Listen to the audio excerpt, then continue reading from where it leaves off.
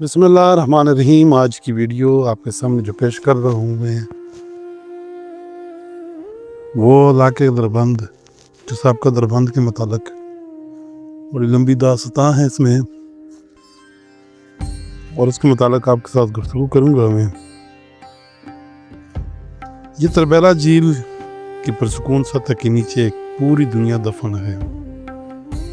एक शहर, एक बाजार, सैकड़ों घर और हजारों ख्वाब।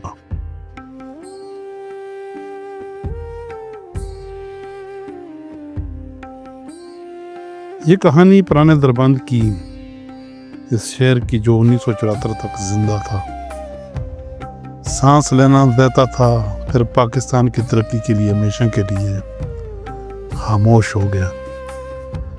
आज हम उस खोए हुए शहर की गलियों में चलेंगे। दरिया सिंध के मगरबी किनारे पर ज़िला हारीपुर की हदूद में वाक़या दरबंद सिर्फ एक कस्बा ही नहीं था, यह हज़ारा डिवीज़न का दरवाज़ा था। शमाल में तोरहर के पहाड़, जनूब में अटक और बीच में बहता दरिया।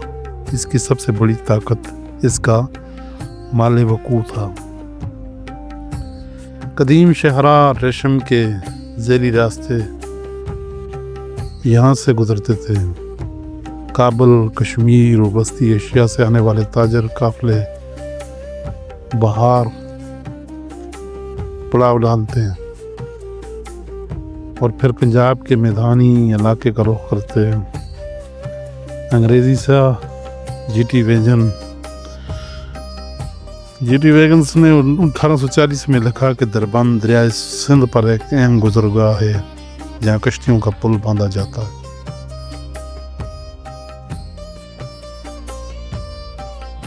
हमारे बुजुर्ग बताते हैं कि दरबंद में 4 ज़बानें उस वक़्त बोलने को मिलती थीं।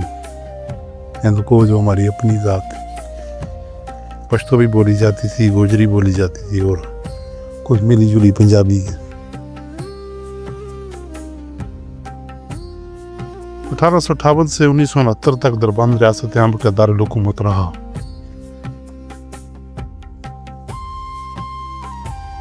रियासत अम्ब जिसे तनोरी रियासत भी कहा जाता था, अंग्रेज़ों की एक खुद मुख्तियार नवाबी रियासत थी। नवाब सर मोहम्मद खनी ज़मान खान और बाद में नवाब मोहम्मद फरीद खान का दरबार यहीं लगता था। किला दरबंद दरिया के किनारे एक टीले पर बना था। इसकी दीवारें इतनी मोटी थीं कि तोप के गोले भी बेअसर हो जाते हैं। किले के अंदर तो आपका महल, नवाब का महल और मेहमान खाना और असला खाना था। ईद के मौके पर यहाँ तोपें चलाई जाती, जिसकी आवाज़ें मीलों दूर सुनाई देती। बाजार में 200 से ज़्यादा दुकानें थीं। यहाँ की ख़ास सौगात अखरोट का तेल, दीवार यानी दियार की लकड़ियाँ, शहद और तोरहर से बनी हुई ऊनी चादरें। जुमरात को बहुत बड़ा मेला लगता, यहाँ दूर दराज से गांव के लोग हफ्ते भर का सौदा लेने आते हैं।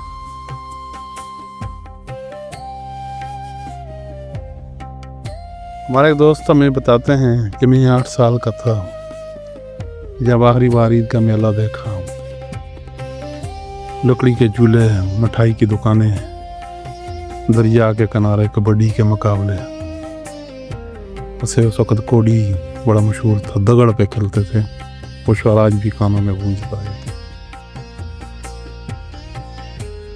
1970 की मर्दमशुमारी के मुताबिक पुराने दरबंद की आबादी तकरीबन 5000 उस वक्त आबादी थी।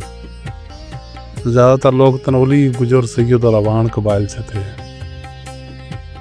घर ज़्यादातर 2 मंजिला, नीचे माल मवेशी और ऊपर रैशी लकड़ी के सतूनों पे बहुत बारीक नक्शबंदी और नक्श नज़ार होते थे। दरिया सिंध यहाँ की ज़िंदगी थी और मौत भी। गर्मियों में जब पहाड़ों की बर्फ़ पिघलती تو دریا بفر جاتا۔ اب حسین بھی دریاؤں کا باپ اسے ایسے ہی نہیں کہتے تھے۔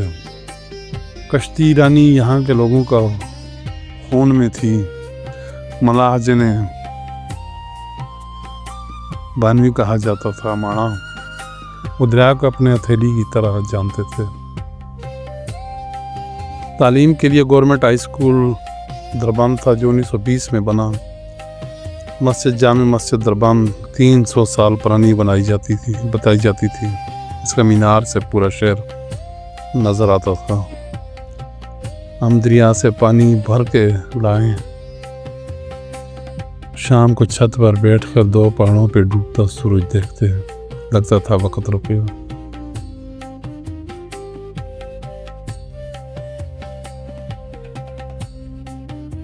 1968 میں جب تربیلا ڈیم کا کام شروع ہوا تو دربند والوں کو پہلی بار پتہ چلا کہ ان کا شہر اب زیادہ دن کا مہمان نہیں۔